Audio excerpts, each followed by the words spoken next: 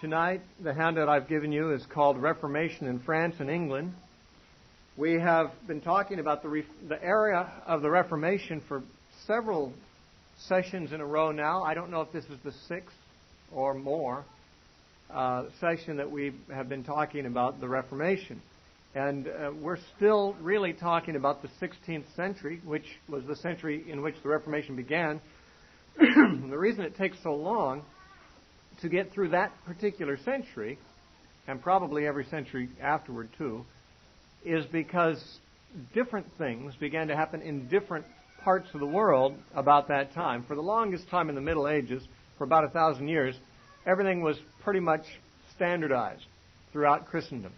The Roman Catholic Church was standardized. There were, various individual, unique things happening in some parts of the world, interesting people arising here, there, or somewhere else, and we've studied a lot of that. But when you get to the Reformation time, there's a virtual explosion of activity of a wide variety of kinds in different countries. And so, of course, when you study the Reformation, you have to begin in Germany, where Luther really was the first successful reformer, and he had tremendous success compared to what we find happened in France, for example. Then we turned to Switzerland, and we talked about Zwingli and the Anabaptists who arose out of Zwingli's circle in Switzerland. Then we went off onto a discussion of the Anabaptists for a few weeks. And then we talked about, later on in Switzerland, in French-speaking Switzerland, the movement of John Calvin in Geneva, and that was what we talked about last time. Now, Calvinism was introduced in Geneva, but it was introduced from Geneva to many other parts of Europe. Among them, France, England, Netherlands, Scotland. These are the principal places where significant incursions of Calvinist influence were made. And this is partly because John Calvin started the University of Geneva, and ministers and would-be ministers from all over Europe came to Geneva, especially Protestants who were fleeing from persecution in their own lands, and Geneva was a place where Protestants ruled, and therefore those who were Protestants hoped not to be persecuted. And so many people with aspirations to become Protestant ministers came to Geneva, and they were trained under John Calvin. And when they went back to their lands, especially those that I mentioned, England, Scotland, France, and Netherlands, they took with them not only the Reformation, but the Calvinistic slant on the Reformation. And by the way, church historians and theologians are well aware there's a very grave difference in the Lutheran Reformation and the Calvinist Reformation. In fact, so much so that in Germany, where Lutheranism had carved out a niche for itself, and where the Peace of Augsburg had been officially decided that the prince of any locality, his religion would determine the religion of that locality, of the people in it, that only applied to Catholicism and Lutheranism. When Calvinists came to Germany, or Anabaptists, they were very often persecuted even by the Lutherans, because only Lutheranism and Catholicism were recognized as alternatives there. By the way, as recently as our own lifetime, when I've been to Germany 4 or 5 times ministering, and I'm given to understand, although I've spoken in churches of many denominations, usually Pentecostal, Baptist, sometimes in Catholic charismatic groups and some others, I have been told that all groups in Germany, apart from Lutheran and Catholic, are still considered to be cults. Even Baptists, Pentecostals, Methodists, and some of these others, Mennonites, because, I'm sure a lot has changed since the Peace of Augsburg, when those two religions, Lutheranism and Catholicism, became the established options. Today, of course, you can be a Baptist in Germany, but you're still there might be, I don't know how many Baptists there might be, hundreds of thousands of Baptists in Germany, but they're still considered a cult because they're not Lutheran or Catholic. Well, Calvinism and Lutheranism had various differences, which we discussed earlier, but the Calvinistic type of reform spread especially to the countries we've mentioned. And I want to, this week and next, to talk about those 4 countries, because very different things happened in each of those. In France, for example, where John Calvin had originated, he was a Frenchman, and his Reformation in Switzerland was in French-speaking Switzerland, whereas Zwingli's Reformation in Switzerland was in German-speaking Switzerland. Calvin's influence upon the French was fairly profound. He was a Frenchman. His writings were in Latin and then into French. He translated his own writings from Latin into French, and they were circulated in France. And so the reformers who were in France were largely Calvinists. Many of them had been trained by Calvin himself and gone back and tried to introduce the Reformation there. However, France never really reformed. We shall see that for a period of time there was tremendous conflict between the forces of Reformation and the Catholic conservative forces, including many wars. Unlike the Anabaptists, generally, the Calvinists believed in fighting, as did the Catholics, and therefore there were at least 8 civil wars in France between the French Calvinists and the Roman Catholics, and there were times when the sides seemed to be almost equally matched in strength. But in the end, Catholicism prevailed, and the French Protestants were eventually driven out of France for the most part, and France has to this day remained a strongly Roman Catholic country, never did really experience Reformation in the sense that Germany and England and some other countries did. Some similar things happened in the Netherlands, as we'll see next time. But what happened in France and what happened in England are very different things, and we're going to talk about both of those tonight, quite briefly, because there's a lot of information that could be discussed, and we have only limits on our time. So let me begin. The French Calvinists were called the Huguenots, spelled Huguenot. No one knows for sure what the word Huguenot means, but it is suspected to be a corruption of the German word for Protestant. Whatever the origin of the word, that name seemed to stick. And so the French Protestants were and are, to this day, many of them, called Huguenots. Now, the Huguenot movement had its beginnings in France, like in most countries, because there were already elements at work that seemed to welcome this. First of all, the Roman Catholic Church in France was extremely corrupt. There was a very low degree of literacy, even among the clergy, which means they couldn't read the Bible. They couldn't read anything. And therefore, of course, the priests as well as the people were steeped in superstition and immorality, and they didn't even know their own religious documents. They couldn't read. You see, King Francis I appointed many church officials, and many of them were not spiritual leaders at all. They were political appointees. And only, I think, as I understand it, only the minority of them, or maybe as much as half of them, were actually literate men who could read. So with this kind of spiritual leadership in the country, in the Roman Catholic period, the church and its religious influence was of a very corrupt sort, and a great deal of dissatisfaction existed among the more spiritually oriented people in France with the Roman Catholic system. Reform in France came from Geneva, where, of course, Geneva is in Switzerland, but that's where John Calvin the Frenchman was. And it was largely through the printed page, although there were preachers who came also, but because of Calvin's Institutes being published in French and the French Bible coming along, it was possible for the literate classes of the French to become aware both of the Bible's contents and of the theology of John Calvin, which are not to be mistaken for one another. But anyway, the conversions to the Protestant cause occurred largely among the literate classes for this reason, because it was a Reformation depending very largely on the printed page. And that meant that the peasant classes, the superstitious, illiterate, uneducated people typically just stuck with the religion that was comfortable and familiar to them, which was Roman Catholicism. In addition to the true converts from among the literate classes to Protestantism, there were many who were not really interested in religion, but who joined forces with the Protestants for political reasons.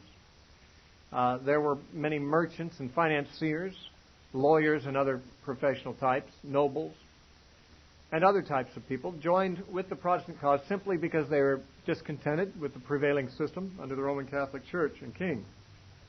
So the movement swelled considerably. As soon as there were some true Protestants, there was an alternative to Roman Catholicism, and those who were discontented with the Catholic system tended to gravitate toward the support of the Protestant cause, since it was an alternative to Roman Catholicism. The French Calvinists came to be called Huguenots, and they were severely persecuted from the beginning since they were in the minority, but the minority, they became a larger and larger minority. Even in spite of persecution, they grew in number until by the end of the reign of King Henry II, which was 1559, it is estimated that perhaps as much as 10% of the population of France had already become Protestant. Now, that doesn't sound like a very big percentage. That's still 9/10 were Roman Catholic. But in a very short period of time, a few decades, for the number of Protestants to go from 0% to 10% was something that was alarming to the French powers. And the kings and all the kings of France were pretty much Roman Catholic. It was a Roman Catholic country, so they persecuted the Huguenots. In those times, there were three political factions, really families, that were mutually jealous of power and tended to have influence in various parts of France. The most important family for our consideration was the family called the Bourbons. They were the ones who would be the heirs of the throne if the current royalty line would die out. The Valois were in power at the time, but the Bourbon family, according to the genealogies, if the Valois would die out, the Bourbons would then come to the throne. And of course, that's what eventually did happen. The Bourbons eventually ruled. Now, these Bourbons were, as a clan or as a group, they tended toward Protestantism, and they were largely Huguenots. And that becomes an important factor in the fate of the Huguenot Church later on, but not right away. Another faction in France that were nobility and had power and political influences were the Guises, the Geese family, which had much control in eastern France. The Bourbons largely controlled western France, and the Guises controlled eastern France for the most part. And they were staunchly Roman Catholic. So you've got the Protestant-oriented Bourbons in the west in France. You've got the Roman Catholic Geese family in the east. And these were not Canadian geese. These were French geese. And in the central part of France, much of the power was held among another family called the Montmorencys, and their leadership were not altogether Protestant or Catholic. There was some division among them. So there were kind of, France was sort of split down the middle over this issue. Between 1562 and 1594, the Huguenots engaged in armed conflict, fighting 8 civil wars in France against the Roman Catholics. And these wars were so evenly matched for the most part that neither side really totally won over the other side completely. The leader of the Huguenots in the early days was Admiral Gaspard de Coligny, and he was the original military organizer and leader of the Huguenots against the Roman Catholic forces. But he came to his end along with many, many other Huguenots at a tragedy which is remembered as the Massacre of St. Bartholomew's Day. This is August 24th, 1572. To give you a background on this, it was the wedding of Henry of Navarre, who happened to be of the Bourbon family, to the daughter of Catherine. I'll tell you who she was in a moment. She is a very important person in this story, Catherine de Medici. Her daughter Marguerite was marrying Henry of Navarre. Now, Catherine de Medici was the mother of the king. She was the queen mother. The king at that time was 10-year-old King Charles IX. And his sister was marrying Henry of Navarre, who happened to be a Bourbon, and a man with Huguenot leanings.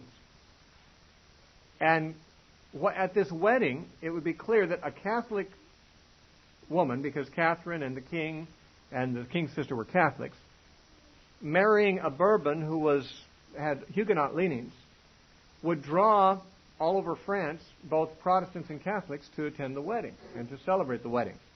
And so Catherine had this plot. She told the palace guards that at a certain signal, which was the ringing of the church bells, they should unleash themselves and slaughter every Huguenot they could find. And this was a surprise ambush. The Huguenots had no idea there was going to be a fight at the wedding. And so at Catherine's daughter's wedding, she plotted and executed the massacre of, as it turned out, about 15 to 20,000 Huguenots in Paris alone. And this anti-Huguenot furor spread more throughout France, and it is estimated that as many as 100,000 Huguenots met their end this way. And this was pretty much the end of Huguenot power as any kind of a balanced alternative to Roman Catholicism, because it was just a massacre, a wipeout of Huguenot forces. The early leader of the Huguenots that I mentioned earlier, Admiral Coligny, he was the first to be killed in the slaughter, and then there were thousands of others afterwards. But afterwards, Henry, who was the groom at that wedding and a Bourbon, became the leader of the Huguenot movement that was left and rallied them again, and they continued to fight against Roman Catholicism for some time. And eventually, because of the death of others in the Valois line, Henry became the heir to the throne. But he could not be confirmed to the throne without being a Roman Catholic. But he was a Huguenot. And, it just wouldn't be that a Catholic nation like France would allow a Protestant with whom, this Protestant Catholic controversy was so volatile, they would never approve of a Protestant king. And the Roman Pope, of course, would never, anoint a Catholic king. And so Henry converted to Catholicism, at least outwardly. He said, Paris is worth a Mass, meaning it's worth it to him to go ahead and practice the Roman Catholic Mass in order to control Paris. And he became the king of France. He became King Henry IV. And he did so only as the result of at least faking a conversion to Roman Catholicism. Now, I say faking. I don't really know. He remained a Catholic to his death. He continued to worship in the Catholic manner in the Roman Catholic Church. But I don't think his heart was ever Roman Catholic. And after a while, the Huguenots were concerned about this. Their leader had become a Catholic and king, but actually he did good for them as king. And that makes me think his heart was really not with the Roman Catholic Church, even though he did convert. If he ever had declared himself a Huguenot after he became king, he probably would have been overthrown by the people, because, again, France was still 90% Roman Catholic. But from the position of being a Catholic king, he issued an edict called the Edict of Nantes, which granted toleration to the Huguenots and allowed them to hold public office, to worship and educate their children as non-Roman Catholics, and giving them free access to hospitals and universities. And this created a very unique situation in Europe. And that was that a nation that had a ruling religion, Roman Catholicism, actually granted official toleration to Protestants. You see, until this time, nations generally either had a Protestant ruler, and everyone was required to be Protestant, or a Catholic ruler, and everyone had to be Roman Catholic. But this was one of the very early instances of some religious toleration, where the dominant religion actually tolerated the minority religion. So under this situation of tolerance, the Protestants remained a minority in France, but they did prosper, they did flourish under the effects of this freedom. And that basically is, as far as we can go in the 16th century, there was toleration of the Huguenots, but Roman Catholicism still retained power, and France never really reformed. However, after that century, almost into the 18th century, in 1685, Louis XIV of France revoked the Edict of Nantes, and he did not grant toleration to the Protestants, and there was severe persecution of the Protestants under Louis XIV. And most Huguenots fled from France because they were being killed for their faith. And some of them, actually quite a lot of them, apostatized. Just as a couple hundred years after the beginning of the movement, or 150 years after the beginning of the movement. So a lot of these people had just been raised Protestant, probably like most nominal churchgoers, didn't really have strong convictions. Those that did have strong convictions either were killed or fled or hid and managed to survive the purge. But the places they fled to were England, Holland, Prussia, and America, and they carried with them the Calvinist faith to these places. And so Huguenot religion, French Protestantism, French Calvinism, spread to other parts of Europe and America as well. Those that remained in France, they stuck it out, and eventually as history progressed, the Huguenots in France did receive more respectability. The state didn't recognize marriages that were performed by Huguenot ministers until 1787, and the Huguenot Church did not receive legal standing in France until 1802. So it was a long road for them from the time of Louis XIV to the time when they actually received legal status again after the revocation of the Edict of Nantes. In more recent history, in 1907, the National Union of Reformed Churches of France, which is Calvinist, was formed and combined with the non-Calvinist churches of France to form the Protestant Federation of France, which exists to this day, but France is still largely a Roman Catholic country officially. And so we see that the reform in France didn't really take hold and succeed. It did get some ground. It got a toehold, and it never was entirely driven out. And eventually, those that roughed it and toughed it out, they received official toleration and official standing, and they're able to be Protestants in France today because of that, even though it's still Roman Catholic. Now, where a country that broke more fully and permanently away from Roman Catholicism at the time of the Reformation was England. But its Reformation is very, very different than any of the others because it was largely not a Reformation caused by religious conviction, but one of political expediency. The things that led to the Reformation in England, some of them are a bit depressing. When we study how the Anglican Church, which is the Church of England, was formed, let's just say its beginnings are subject to tremendous suspicion as to its legitimacy. Although it did break away from the Roman papacy, which in my mind also its legitimacy is more than suspect, yet the way in which it broke off was not anywhere near as clean or as pure or as commendable from an evangelical point of view as, say, those that broke off in Switzerland or in Germany or some other places. Because it was the King of France who had a gripe against the Pope and declared himself to be the head of the church instead of the Pope that caused England to be separated. And in the course of a century or so, a series of monarchs, kings and queens in England, largely for political reasons, sponsored either Roman Catholicism or Protestantism.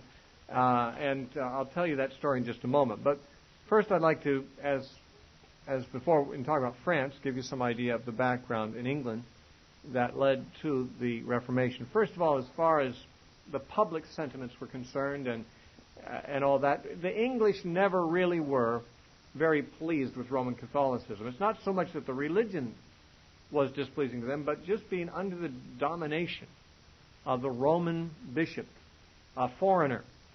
I guess it offended British nationalistic sensitivities, and they were very nationalistic people, and they resented being under the control of a foreign pope. But for a long time, there's no choice. The Pope's religion was the only religion on the planet, if you want to be a Christian. And if you didn't want to be a Christian, you could look forward to the Inquisition to help persuade you that Christianity of that particular variety was the way you ought to go. And so people in England had an uneasy alliance with the Pope of Rome for a long time because they resented his rulership over the church, but they really didn't have any options open to them otherwise until events in the Reformation period began to change that fact. There was a general and growing sentiment among the people of anti-clericism, which means against the clerics, against the clergy, because the clergy, even the monks in the monasteries in England, were corrupt and immoral people. And in particular, the most influential Roman Catholic clergyman in England at the time was Cardinal Thomas Wolsey, and he was just a puppet of the king, really, and he was just kind of the one that did whatever the king wanted him to do, corrupt or otherwise. And the people did not like or appreciate Cardinal Wolsey. Eventually, the king didn't either, and he deposed him and gave his position to another. But there was a growing dislike for the Roman Catholic clergy in England at that time, as well as for the Pope himself. In 1525, William Tyndale introduced the English translation of the New Testament to England. He was the pioneer of translation of the English Bible. Now, Wycliffe had earlier done Bible translation, but as I understand it, he translated from the Latin into English, from the Vulgate, whereas Tyndale translated from the original Greek and later Hebrew, the New Testament, the Old Testament, and he was the pioneer of actual English translation of the Bible from the original languages. This was not a popular thing. The clergy in his day were very, very ignorant of the Bible. And in one discussion is reported early in his life, William Tyndale was having a conversation with a priest or a clergyman and was so disgusted with the man's biblical illiteracy that Tyndale said, and this when he was a young man or a boy, he said, "If God permits me in my lifetime, I will make it so that the average boy who pushes a plow will know more about the Bible than you do." Actually, Tyndale had a lot to do with making that dream come true.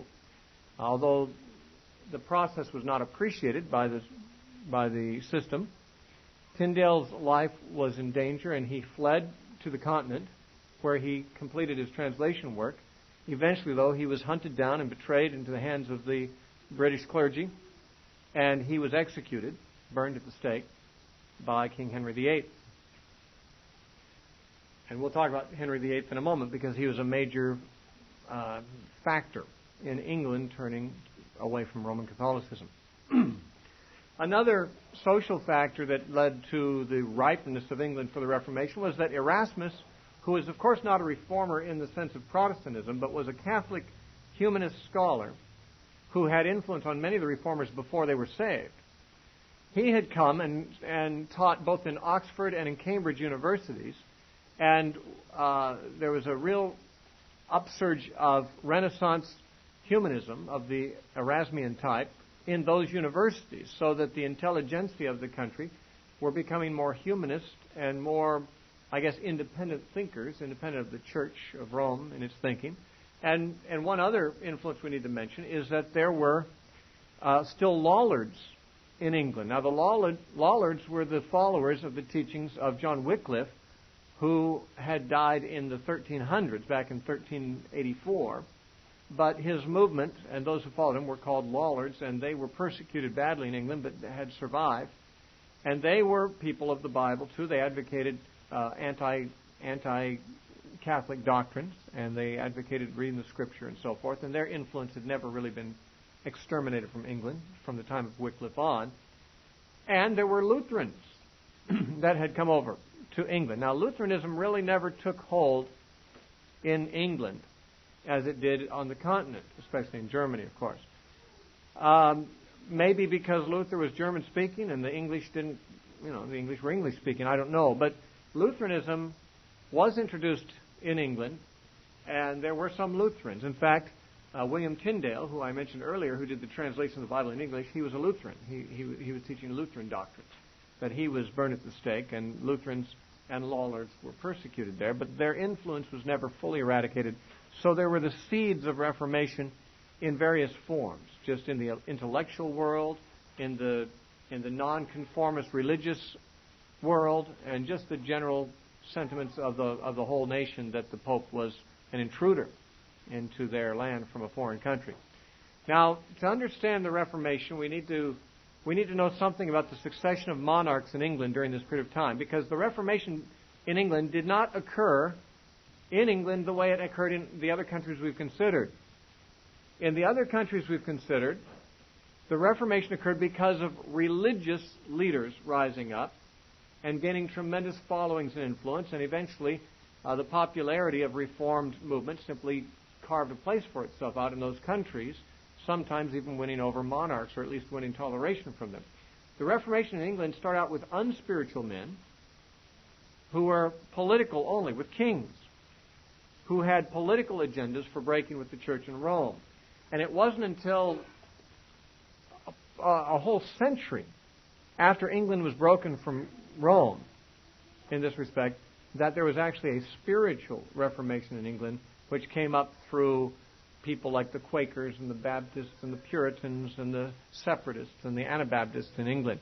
There were these dissenting movements in England, but they never really gained much ground in England during the century of Reform, that is the 16th century. It was in the next century that they typically arose and had tremendous influence on the spiritual state of England. So when we study the Reformation in England, we're not really going to study anything very, very edifying, because it was all political. It wasn't spiritual. But it did bring about the separation of England from Rome. And with only after King Henry VIII broke from Rome, there was only a period of about 5 years there under Mary, Bloody Mary as she's remembered, Mary Tudor, that England came back under Roman Catholicism for a short period of time. But at her death, it returned to Protestantism, never to return to Roman Catholicism. And England has never been Catholic ever since. However, the Anglican church that grew out of this is more Catholic than Protestant. Anyone who's familiar with the Episcopal Church or the Anglican Church, they're the same thing, knows that if you participate in the worship of a church like that, you're going to feel like you're kind of somewhere between a Roman Catholic church and a Protestant church. And for the most part, the early Anglican Church wasn't any different from the Roman Catholic Church, except that the king was its head instead of the Pope. But all the doctrines and liturgy and everything were just the same as the Roman Catholic. Well, let me give you some background on this. In the notes I've given you a list of monarchs of England during this time. Henry VII, the father of Henry VIII, is the first one during this period that we need to consider. And I just want to run through these quickly before I give you details about some of this. Henry VII was King of England from 1485 to 1509, succeeded by his son Henry VIII from 1509 to 1547. These are not the years of the men's lives, but of their reign in England. Henry was succeeded briefly by his son, his only surviving son, Edward VI, who became king at age 9 and died at age 15. And then Mary Tudor, also known as Bloody Mary, for reasons we will discuss, was queen from 1553 to 1558, and then her younger stepsister, Elizabeth I, became queen from 1558 to 1603. Now, it is that period of time, basically the whole 16th century, that we will discuss in this lecture tonight. But the Reformation, up to the point, up into Elizabeth's time, was merely political. I mean, there were some spiritual people of the Protestants there, but the Reformation took place because of political designs, not because of a religious, spiritual movement that was taking place. The spiritual side of this began to happen later on, and that was when the Stuart monarchs took control from the Tudor monarchs, the House of Stuart. And the first of those monarchs was James I, known as King James, whose name graces the covers of, or at least the title pages of many of our Bibles. He is the King James of the King James Bible fame. He was King of England, the first Stuart monarch from 1603 to 1625. Then came Charles I from 1625 to 1649. Then there was a brief period where England did not have a king. During that time, Oliver Cromwell was called Lord Protector of the realm, and he was not king. And then he was followed by King Charles II, who reigned from 1660 to 1685. Then there was James II from 1685 to 1688, followed by William and Mary in 1688 to 1702. That typo, that zero should be a dash on your notes there.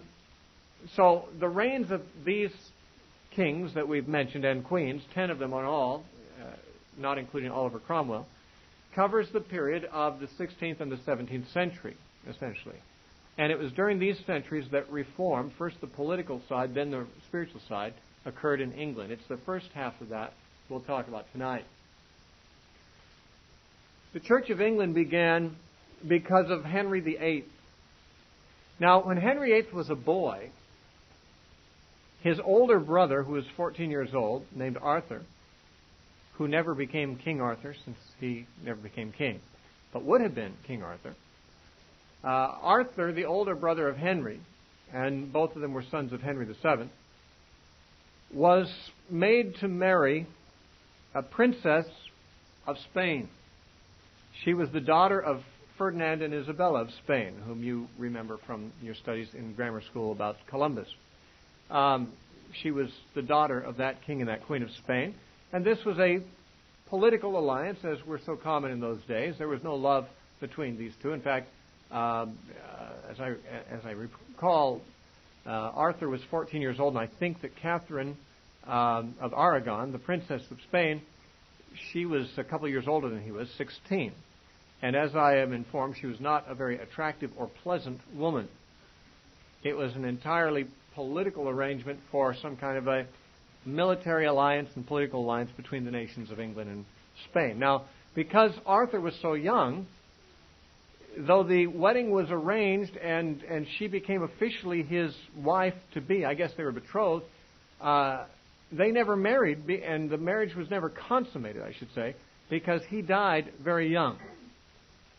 And when he died, of course, that left Catherine no longer his wife.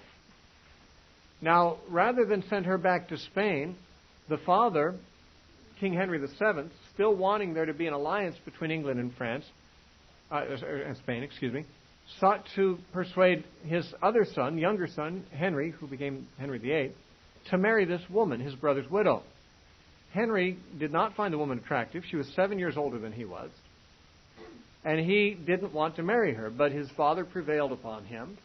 And against his preferences, he went ahead and married Catherine of Aragon, something that he regretted forever afterward.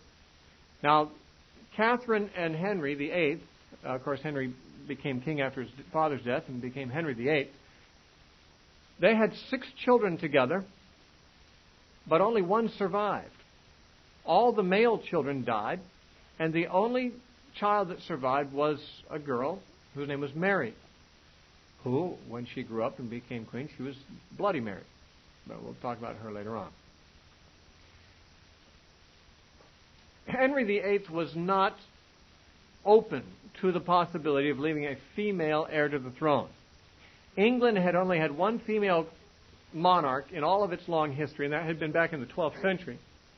And that was a fiasco, leading to many bloody wars, civil wars, and so forth. And I don't say that as any kind of a comment about female leadership, but England was simply not open to that.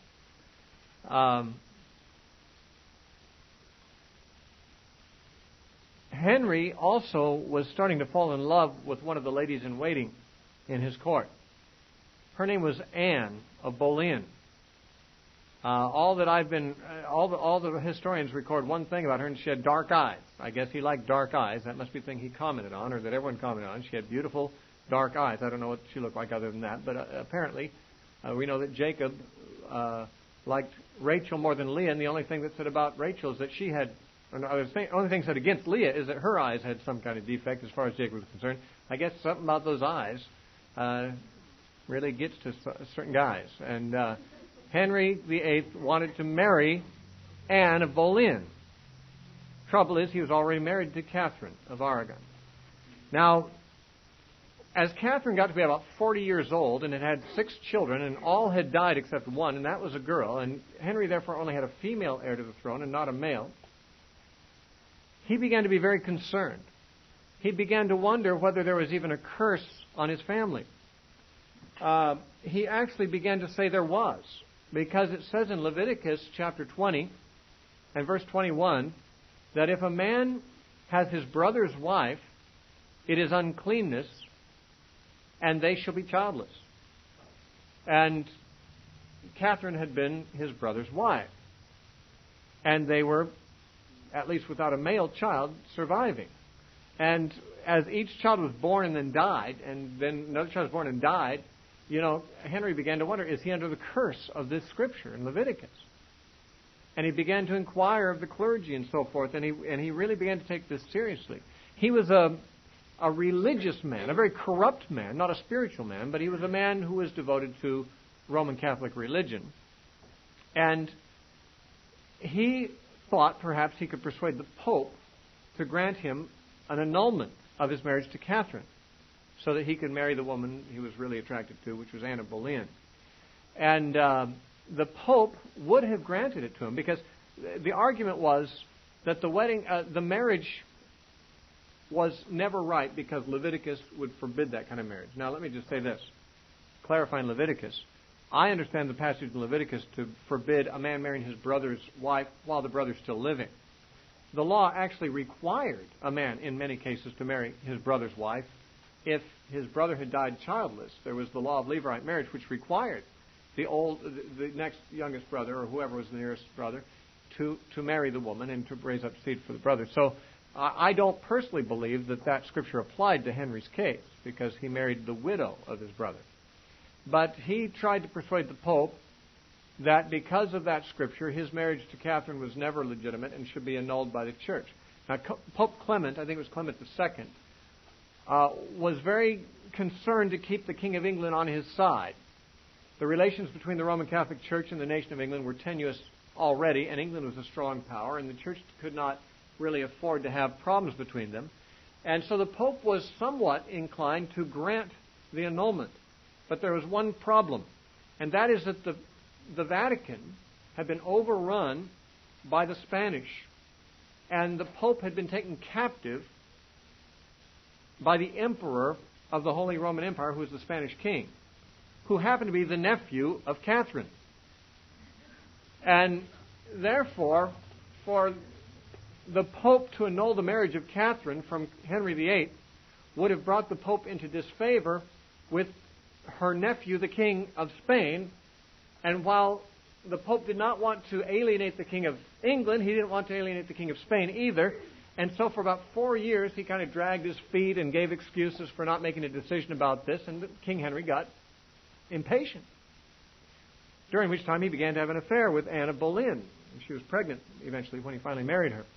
But anyway, Catherine's argument was that she never really was Arthur's wife since the marriage was never consummated, and that she did deserve to be the Queen of England.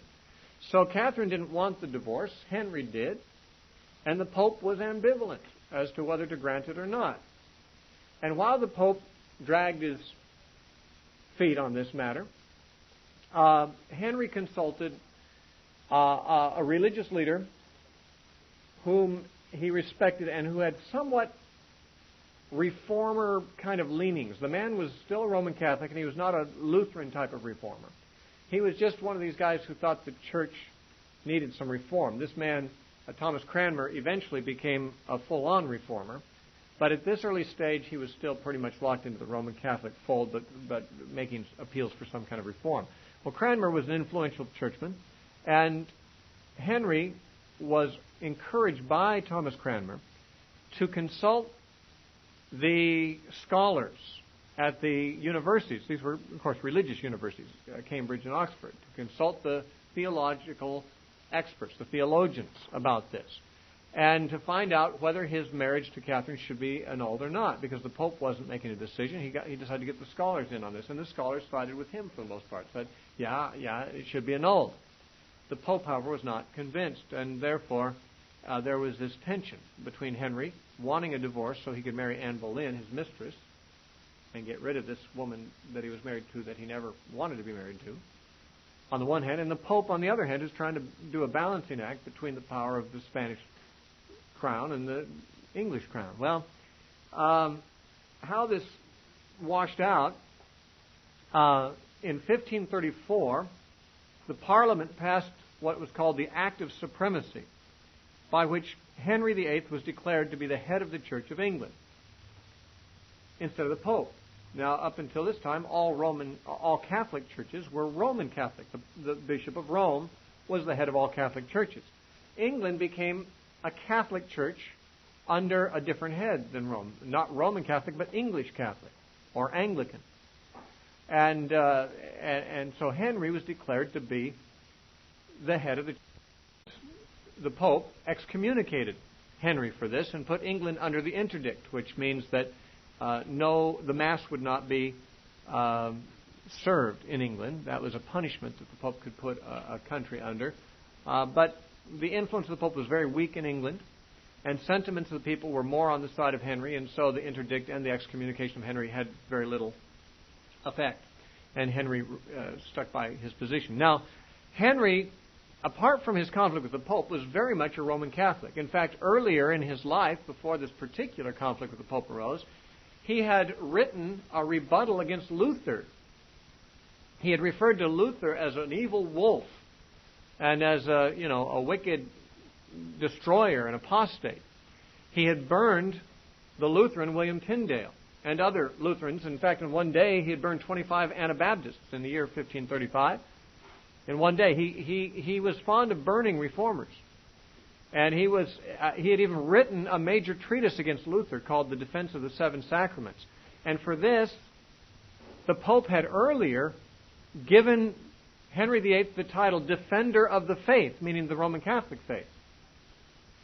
In fact, the kings of England have borne this title ever since. The kings and queens of England are still known as the defenders of the faith. It's just that the faith now is interpreted in terms of the English Catholic rather than the Roman Catholic. Because by getting this divorce, actually Thomas Cranmer is the one who granted the divorce and the marriage to Anne Boleyn. King Henry alienated the Roman Pope and was excommunicated, but that didn't bother him too much. He just went on and did what he wanted to do. Some of the changes that he brought about were, though he was still Catholic, he did allow the Coverdale Bible to become legal. Not the Tyndale Bible, but another fellow named Coverdale had come up with a translation of the Bible. And the King of England allowed these Bibles to be put in all the churches.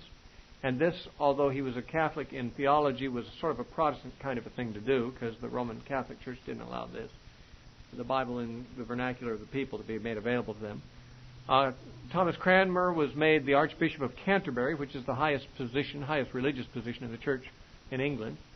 And Henry wrote in 1536 the 10 Articles, which were to be the articles defining the policy of the English Church. These 10 Articles were very largely Roman Catholic, but they had certain leanings, certain elements in them that show that King Henry might have been leaning a little at this time toward Reformed ideas. For one thing, in his 10 Articles, he only acknowledged 3 sacraments instead of 7. He'd earlier written a defense of the 7 sacraments, and now when he wrote the 10 Articles, he thought there were only 3 sacraments, which were baptism and penance and the Eucharist. Well, that comes very close to the Reformed idea that there's only 2. And that would be baptism and the Eucharist. Reformed people don't believe in penance. But Henry leaned for a little while, it looks like, from the content of the 10 articles that he wrote, like he might have some Reformed leanings, although he very clearly was anti-papal. But later on, he moved more solidly back in the direction of English Catholicism, the Catholic doctrines. In 1539, 3 years after he'd written the 10 Articles, he wrote another thing called the 6 Articles. And these 6 Articles enforced certain Roman Catholic doctrines and practices, including transubstantiation and many other typically Catholic doctrines. And these were made mandatory observances by law, and people who didn't keep them were persecuted and often burned at the stake. There were many people burned by Henry at the stake for not agreeing with the doctrine of transubstantiation. Now, I might say something about his wives, since this whole thing had an awful lot to do with Henry's wives. He didn't only have 2 wives, Catherine and Anne Boleyn. Eventually he had 6. Anne Boleyn gave him a child also, but it was also a daughter. So by Catherine, whom he had divorced, he had a daughter named Mary Tudor. And by Anne Boleyn, he had a daughter named Elizabeth, who became Queen Elizabeth I. But Anne Boleyn was later accused by the king of adultery and executed. So he married again. And of his 6 wives, 2 of them he had executed on the accusation of adultery. Whether they were guilty or not, I suppose no one will ever know. But Anne Boleyn and also another of his wives, Catherine Howard, were executed. Two of his wives he divorced. One was, of course, Catherine of Aragon, but also he married another Anne. Besides Anne Boleyn, he married a woman named Anne of Cleves, and he divorced her later on. He married two other Catherines besides Catherine of Aragon. Of his 6 wives, 3 of them were named Catherine and 2 were named Anne. There was one who was named Jane Seymour, and she was the mother of the only male surviving heir of Henry, and that was Edward VI, who was the king who ruled from the time he was 9 years old to he was 15 when he died. But Jane Seymour, who's also not to be confused with any modern person by that name, there is an actress by that name as I understand it, she died in childbirth, and the only wife he had that survived him after his death was another Catherine named Catherine Parr. So he had 2 wives that he divorced, 2 wives that he executed, one that died in childbirth, and one that was fortunate enough to live longer than he did. Now, when Henry VIII died, of course, the Church of England was officially severed from the control of the Roman Pope, but theologically was officially Catholic. Now, all this time, Thomas Cranmer had held the office of Archbishop of Canterbury, a very influential office in the church. But he was, he had political savvy. He didn't go against the king too much. And so he did influence the king sometimes in the direction of Protestantism, but when the king insisted on being Catholic, Cranmer kind of held his peace pretty much. I mean, when the king, Henry VIII, had written the 10 Articles, which had some Protestant leanings, Cranmer congratulated him for that. About 3 years later, when he wrote the 6 Articles, which reinforced Catholic orthodoxy, Cranmer didn't like that. But the king and he still got along reasonably well. But when King Henry died, his son Edward VI was the only male heir. There were 2 daughters, Mary and Elizabeth. But Henry had made it very clear he wanted a male heir on the throne, and so his only male heir, Edward VI, son of Jane Seymour, succeeded him at age 9 years old. And during the 6 years of his reign, England became very solidly Protestant. Not because of Edward, he was just a kid, but because he was under the influence of counselors, not the least of which was Thomas Cranmer himself. And so under Thomas Cranmer's influence and the rule of Edward VI, the laws that had made Lollards illegal, the followers of Wycliffe, were repealed. So Lollardy became a legal religion in England, which isn't quite the same thing as having a Reformation in England, but at least just as the Huguenots became legal under the reign of Henry of Navarre, so the Lollards, which were similar, became legal in England under the reign of Edward VI. Also, during that short reign of that king, under Cranmer's influence, there were 2 documents of importance that were written affecting the church. One was the Book of Common Prayer, which was liturgically very close to Roman Catholicism, but then there was also the 42 Articles written by Cranmer and Ridley. And the 42 Articles were the Articles of the Church, which were fairly Protestant. The theology was Protestant and evangelical. And the church was governed by these 2 documents primarily, the 42 Articles and the Book of Common Prayer. So the liturgy of the church from the Book of Common Prayer was Catholic in nature, but the theology was Protestant in nature. And so Protestantism became more or less an official characteristic of the Church of England at this time. And King Edward died at age 15 in the year 1553. Now, because he was 15 years old when he died, he too had no heir. And so it remained to find an heir to King Henry VIII, since the only male heir that had succeeded him had died without an heir. It fell to the remaining heirs of Henry to take the throne unless some other family was to do so. Now that, of course, usually would be a bloody transition. And so it was decided that Mary, the daughter of Catherine of Aragon, the first child of Henry VIII, the oldest, and one of only 2 surviving children, Elizabeth was younger and Mary older, that Mary would be made the queen. Now, she was, I believe, 37 years old when she became queen. She was very loyal to her mother, Catherine, who was, of course, a Roman Catholic. And Mary, when Catherine was divorced, Mary had gone with her mother and fled back to Spain for their own safety. And she'd been raised in Spain under Roman Catholicism and was herself a flaming Roman Catholic. And she came back to England determined to bring the nation of England back under the Pope.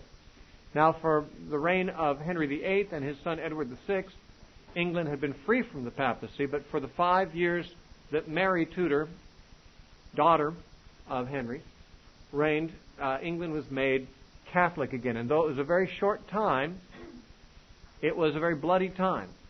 Mary killed over 300 people that were not Roman Catholics. It was during her time, or shortly thereafter, that John Fox wrote the book known as Fox's Book of Martyrs. John Fox lived at the time when Mary was ruling and persecuting. Altogether, she killed only about 300, and yet for that, John Fox dubbed her Bloody Mary, and that's what she's been remembered as ever since. Of course, Fox was a Calvinist. He never mentioned that the Calvinists, or at least Protestants in Europe, maybe not Calvinists, but Protestants in Europe, killed thousands of Anabaptists without dubbing them bloody leaders. But Mary killed about 300 Protestants, and she is forever remembered as Bloody Mary, Mary Tudor of England. Her reign was short. She was sickly, as was her brother Edward. By the way, there must have been something genetic in that line, because, I mean, Henry VIII, 5 of his 6 kids by Catherine die at infancy. And he's got this he definitely thought he had a curse on him because of this, but even the ones who survived were sickly. Some of them survived to be adults, like Mary did and Elizabeth, but both Edward and Mary were very sickly, and they didn't reign for very long. But when they did, it was times of great change. In Edward's short reign, everything became Protestant. In Mary's short reign, everything became Catholic again. She led Parliament to repeal all the anti-Catholic laws that had been made during the reign of her brother Edward. And so all the anti-Catholic laws in place were now gone, and Protestantism became the persecuted religion. The Roman Pope sent over a cardinal from Rome named Cardinal Pole to help Mary bring the nation back under the Roman Catholic influence, and he was made Archbishop of Canterbury instead of Thomas Cranmer. Well, whatever happened to Thomas Cranmer? Well, that's an interesting story. He became one of the casualties of Bloody Mary. He and a couple of his friends, Hugh Latimer and Coverdale and Ridley, they became victims of a purge. They were all Reform-type people and anti-Roman Catholic, and all of them ended up burned at the stake. It is said that Thomas Cranmer was in prison, and his friends Ridley and Latimer and Coverdale were burned at the stake, and he was able to watch out the window of the tower and see his friends burn. And he was afraid. And so he recanted his Reformed position in order to please the Roman Catholic powers. However, and he signed a recantation. However, that didn't save his life. He was still condemned to death. And so when he was put at the stake, he asked that his right hand be left unbound. And when the flames were lit around him, he held his right hand out in the flames to burn it first, because he said that was, he recanted his recantation, and he wanted to burn the hand first that had signed the recantation. He considered that to be his sinful hand. And so he was kind of a weakling, apparently. I mean, he never showed himself to be a man of great spiritual strength, even under Henry VIII, but he was a man at least who helped England move a little in the right direction. But he was burned at the stake. So were, apparently, Hugh Latimer and Ridley were burned at the same stake together, at stakes right next to each other. And it is reported that Latimer, just before the flames were lit, before the pile of twigs and so forth were lit around them, made this statement. He said, "Be of good comfort, Master Ridley. We shall this day light such a candle as by God's grace in England, I trust, shall never be put out."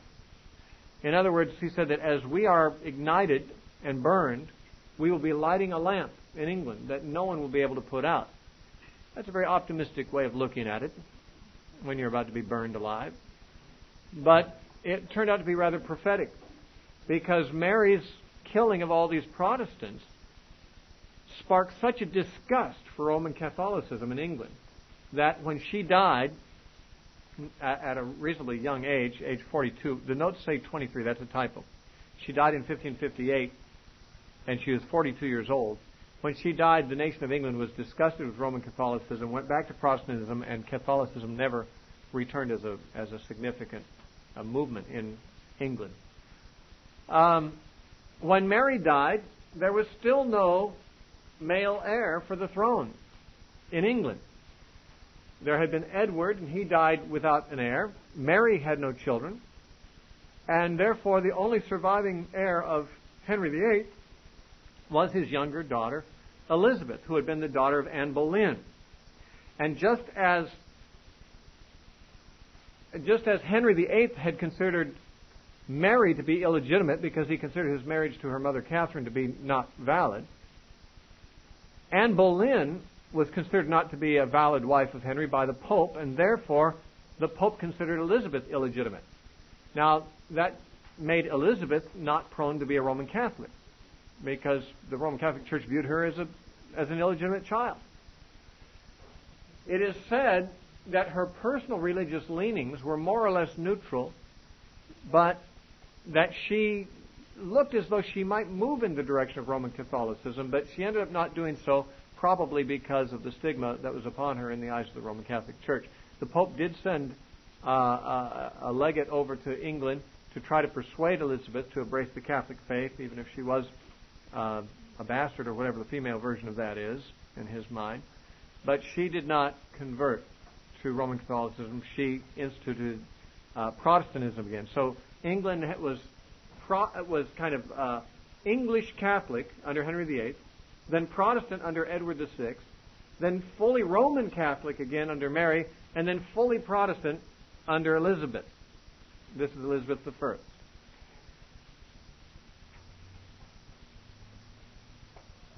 She was declared by Parliament the supreme head of the Anglican Church by a second Act of Supremacy, like the one that had been made about her father, Henry VIII. The first Act of Supremacy declared the King of England the supreme head of the Church of England.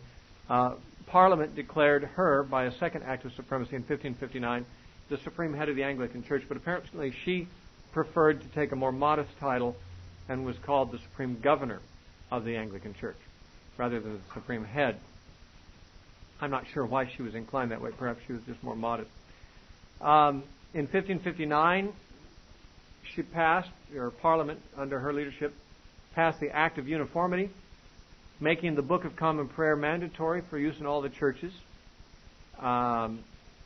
She took the 42 articles that Cranmer had written and she revised them to 39 articles in the year 1563, and that defined the practice of the Anglican Church along Protestant lines. She burned Catholics at the stake, as well as Puritans and Separatists. Now, these Puritans and Separatists we haven't talked about yet, but we shall. And it was the Puritans that really, when they arose in England, were the beginning of a real spiritual reform in the Church of England. The Puritans were Anglicans. They were Church of England men, for the most part. Some of them were Presbyterian, but most of them were Anglican. And they were godly, good men. And the real spiritual reformation in England happened through the Puritans. But we haven't had a chance to speak about the rise of that movement yet. We will in a later lecture. But during her reign, Elizabeth burned Puritans at the stake, and Separatists, and Roman Catholics. The Roman Catholics particularly were angry at Elizabeth, partly because under Mary's reign they really thought they'd gotten England back into the fold. And now Elizabeth was taking it the other direction. And so there were many plots on her life. The Jesuit order, which we haven't discussed yet either, we will next week or the following. The Jesuit order was part of what we call the Counter-Reformation. In the 16th century, when there was the Reformation taking place, the Roman Catholic Church was doing some things too. So far, we've only really talked about what the Protestants were doing and only mentioned the Roman Catholics in terms of their response to it a little bit. But the Roman Catholic Church experienced something within its organization too, which is usually called the Counter-Reformation. One of those things was the formation of the Jesuit order, also known as the Society of Jesus. And they were fanatically committed to obedience to the Pope, to do whatever he said, whether it went against Scripture, against conscience, or anything. They would do whatever the Pope said. That's what the Jesuit order was all about. And they became the most missionary arm of the Roman Catholic Church to the New World, to the North and South America and other places. And they were just fanatical enforcers of Roman Catholicism. Well, the Jesuits in England actually plotted to assassinate Elizabeth. There was something called the Gunpowder Plot, and there were other, the name of it makes me want to give you details, but I've read 5 or 6 church history books this week on this period of time, and none of them explain what the Gunpowder Plot was, so I'll have to leave it to the imagination. I was looking for Kenneth Latteret's book, and it's been misplaced, and I couldn't find it, but I figured that he'd have details on it, but I couldn't find his book to find them. Anyway, there were plots, more than a few plots, on the life of Elizabeth by Roman Catholics, trying to kill her and replace her with a Roman Catholic ruler. The last attempt to retake England by the Roman Catholic power was when Spain decided to attack England using the so-called Invincible Armada. The Invincible Armada was about as invincible as the Titanic. But it was 132 Spanish ships of a superior design, warships, which were able to go out and conquer just about any naval fleet they encountered. And Spain, the King of Spain, decided he wanted to gain power over England. And the Pope decided to help finance that for him, because the Pope wanted to bring England back under Roman Catholic power. So the dreaded Invincible Armada was launched against England to conquer England. Well, Elizabeth called upon the English and their sense of patriotism to come to the aid of their country, and they sent out a fleet of smaller ships, 200 smaller but faster ships under Sir Francis Drake's command, and they defeated the Spanish Armada. However, lest you think that the English fleet was superior to the Armada, we can't say for sure, because about half of the Armada was destroyed in a storm, and therefore the English had a much smaller force to deal with, and it's not known whether England would have come under Roman Catholic and Spanish control maybe permanently had there not been a storm to destroy half of the Spanish Armada. And it makes one wonder, whether maybe God might have had something to do with it, because the fact that England never became Roman Catholic again had significant implications on the religious complexion of the whole world at a later date, and on the decline of Roman Catholicism as a power in the world. Not that it's by any means declined completely even today. In fact, it's having a resurgence. So, in the reign of Elizabeth, and especially with the defeat of the Spanish Armada, Protestantism became established and permanent as the official religion of England. But it was a strange sort of Catholic sort of Protestantism. It was Anglicanism, English Catholicism, but much of the theology was Protestant, and Anglicanism is, generally speaking, considered kind of halfway between Protestant and Catholic in its theology and liturgy. It's still a very highly liturgical church. Now, there were 2 religious movements in Protestant England, and they had their centers of influence in the 2 universities, Oxford and Cambridge. Oxford University was pretty much the center of high church Anglican Catholic liturgical kind of religion in England, whereas Cambridge eventually came more under the sway of the Puritan movement, and much less liturgical, much more what we call low church. So there's low church Anglicanism with its center in Cambridge University, and there's high church Anglicanism with its center in Oxford University. Now, up to that point, as I've said earlier, no significant spiritual reformation had occurred in England, which is not to say there weren't individuals who had significant spiritual experiences and had become Christians and true Protestants. But England itself, the Church of England, had only been reformed in the sense that politically the rulers had declared what the religion would be. It did not reflect necessarily the sentiments of the people in every case, as the other countries that were reformed did. It was not a groundswell of Protestantism in England. It was a top-down kind of a movement. However, the Church of England, which was now officially Protestant, had much reformation still to undergo in the spiritual sense, and that would come about through the Separatists and Puritans and Baptists and Quakers and Anabaptists about a century later. And so we won't talk about them now. We'll save that discussion for a later time. And you'll find out who the Puritans were that you've heard so many bad things about in our society. They were actually pretty good folks, although they were Calvinists, but they can still be saved. Are there any questions about this period of time?